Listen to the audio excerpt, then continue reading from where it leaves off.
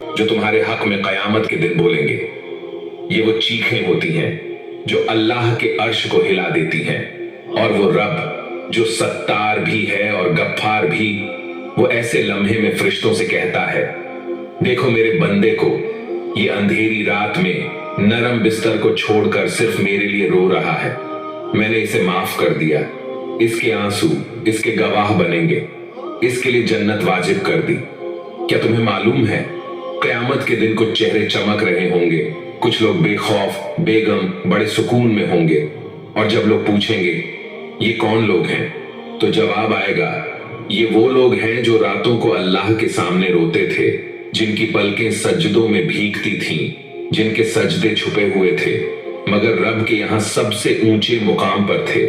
तो दोस्तों, अगर तुम्हारा दिल भी कभी बोझिल हो, अगर तुम्हें भी जिंदगी की तलखियां तोड़ रही हो, अगर तुम्हें भी लगे कि कोई नहीं समझता, तो किसी से कुछ मत कहो। बस रात के किसी पहर खामोशी से वुजू करो, जाए नमाज बिछाओ और सजदे में गिरकर रो लो। तुम्हारे ये आंसू तुम्हारी जन्नत की गवाही बन जाएंगे।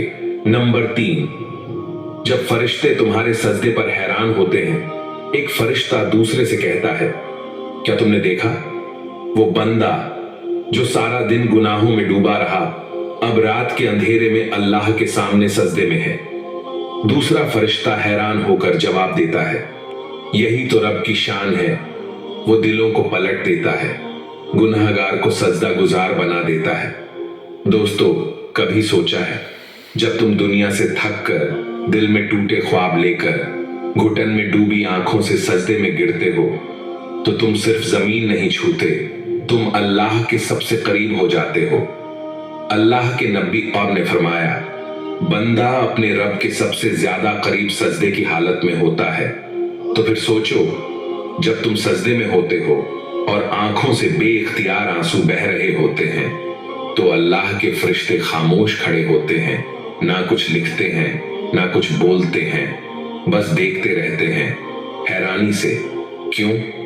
क्योंकि वो तुम्हारा चेहरा देख रहे होते हैं, तुम्हारी टूटी हुई आवाज, तुम्हारे कपकपाते लब और तुम्हारा वो दिल जो उस वक्त दुनिया से नहीं सिर्फ रब से जुड़ा होता है। ये वो लम्हा होता है